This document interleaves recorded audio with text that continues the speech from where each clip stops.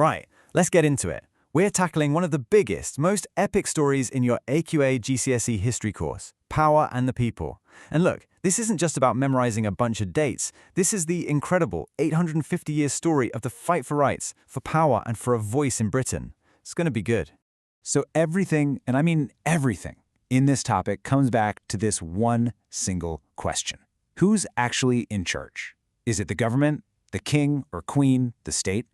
Or is it us, the ordinary people? This constant back and forth, this struggle for who gets the final say, well, that's what we're going to explore, from way back with the medieval kings all the way to today. Okay, so how on earth do you revise 850 years of history and not feel totally overwhelmed? Well, you need the right tools. Think of this next bit as your secret sauce for revision. You know, the key to unlocking those top marks in the exam. And here is the biggest tip I can give you. The examiners don't just want to know what happened. They couldn't care less about a list of facts. They want to know why it happened. Thinking like a historian means you're always looking for the causes and the consequences of change. It's all about spotting the patterns and making those connections across the centuries. And here they are. This is your revision toolkit, the exact factors AQA wants you to use. For literally any event you study, whether it's the Magna Carta or the miners' strike, you should be asking yourself, which of these things was the most important reason for what happened? Was it a powerful new idea? Was it a war? Or was it just one key person? Using these factors is how you build an argument that's going to wow the examiner. All right, let's be honest. 850 years is a lot. So the best way to get your head around it is to break it down into chunks. We can actually split this whole long struggle into 4 pretty distinct eras of conflict, which makes the whole story so much easier to follow. And this timeline just lays it all out for us, doesn't it? We start off with these powerful barons challenging the king's absolute power. Then things get even more serious, with people challenging the whole idea of having a king or queen. After that, you see ordinary folks demanding reform and a say in how they're governed. And finally, that fight for rights and equality explodes to cover every single part of society. Let's just quickly run through them. So this first era is all about that super rigid feudal system. You've got these incredibly powerful barons literally forcing King John to sign the Magna Carta. And then a bit later, you've got the peasants themselves rising up in a massive revolt against crushing taxes and, well, being treated like property. Next up, the whole fight just gets bigger. In this second era, people start to question this crazy idea that a monarch's power comes directly from God. I mean, what a concept. This leads to absolutely explosive events like the English Civil War, where they actually execute a king, and of course the American Revolution, where Britain loses its American colonies for good. By the time we get to the third era, it's not just about challenging the monarch anymore. Now it's about ordinary people demanding a vote and a real voice in government. This is the great age of mass movements, like the Chartists, who campaigned relentlessly for political rights, and powerful moral crusades, like the anti-slavery movement. And that brings us right up to the modern era.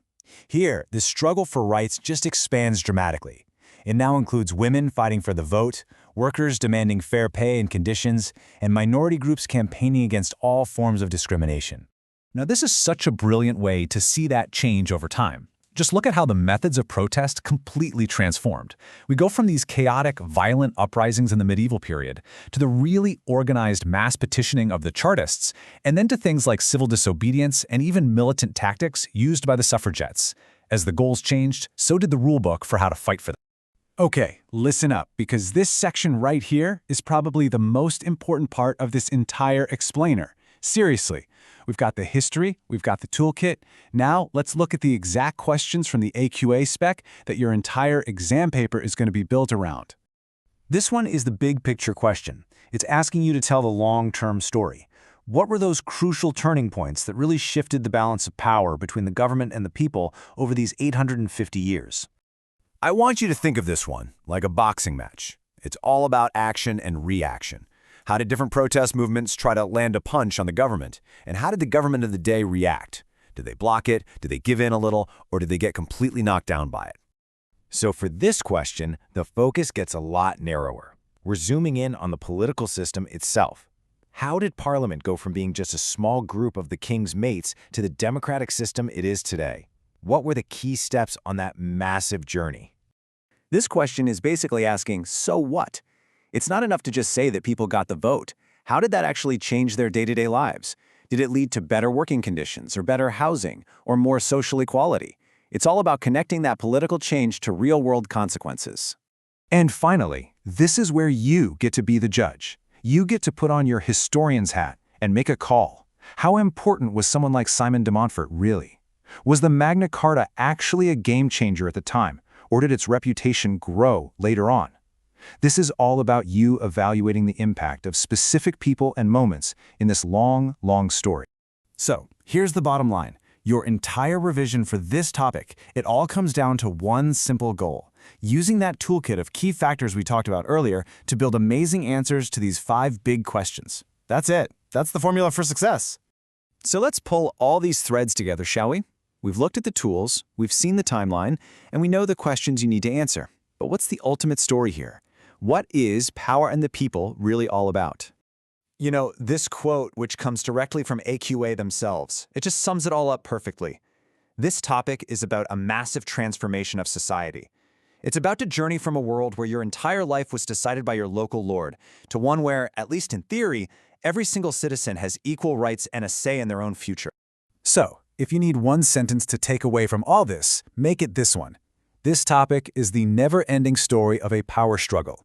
It's a dynamic, sometimes violent, and constantly shifting relationship between the people being governed and the people doing the governing. And I'll leave you with this final thought to chew on. Just think about it. We see protests today about everything from climate change to the economy. We hear debates all the time about the power of the government versus the rights of the individual. So when you look at everything we've just covered, is this 850-year struggle actually a finished story, or are we just living in its latest chapter?